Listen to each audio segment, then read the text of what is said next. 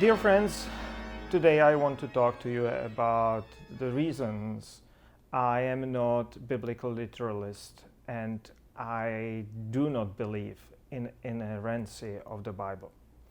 And for that I took with me this snippet from the Codex Sinaiticus, which is an early 4th century manuscript produced most likely in Alexandria. And on this picture there is a Lord's Prayer from the Gospel of Luke, chapter 11.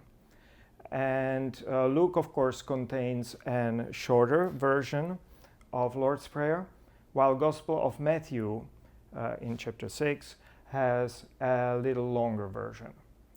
And that is also the reason we have here, I marked in this picture, this green field, which is most likely insertion in a head of the first scribe from the Gospel of Matthew. This green field, or text in this green field, is not preserved in our oldest fragments of Gospel of Luke. For instance, it is preserved in Bodmer papyrus. But it is trickling or permeating from the liturgical practice of the scribe, most likely, and it reads, "Your will be done as in heaven, thus on earth. Genetheto to telema su, hos en urano huto kai epi," here is insertion, "tes ges." In this version from Codex Sinaiticus is the great number of corrections. So in blue circles, here, here, here, here, and over here, we have insertions, stylistic corrections, grammatical corrections, and additions, whole sentences or part of the sentences over here and here. And red circles and pink fields, red circle and pink field, are indicating deletions. That later scribe thought that it should not be included in the text. With individual words or letters, they indicated that by putting dots above the words or letters, and sometimes they simply took a knife and scratched that text from the vellum.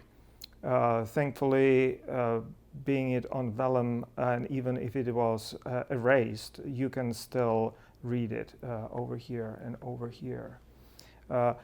Insertions were either put in between the lines, like we have here and here, and if it was a longer insertion, they'll put in the text the tilde, like a wave mark, and then write it on a margin. And one hand even deleted this insertion on the margin by putting a dot beneath the tilde. That means that the scribe thought that it should not be inserted over there. Those two larger textual inserts on margins, one was later erased, as I mentioned, completely over here, but still is readable somehow. And another one, higher right over here, both are trying to insert again from Gospel of Matthew, most likely, that petition deliver us from evil, in slightly different grammatical form. And they try to insert that in two different places, while erasing one, then putting it over here, and then eventually a scribe put here dot beneath that tilde, deleting even this one, because it does not belong to the original Lucan text. But what is really interesting with this Lord's Prayer from the Gospel of Luke in Codex Sinaiticus is that in total we have here 2, possibly 3 or even more scribes working on this text and correcting and making mistakes and correcting mistakes a number of times over.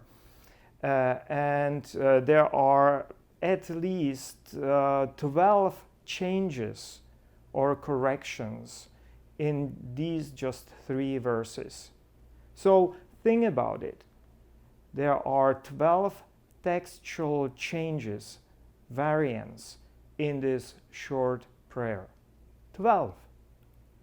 And this is one of the oldest biblical manuscripts and an important source for our biblical translations.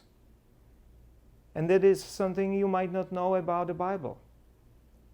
And now you also know why honest study of the Bible is the best inoculation against Christian fundamentalism, biblical literalism, claims of biblical inerrancy, and all sorts of religious bigotry.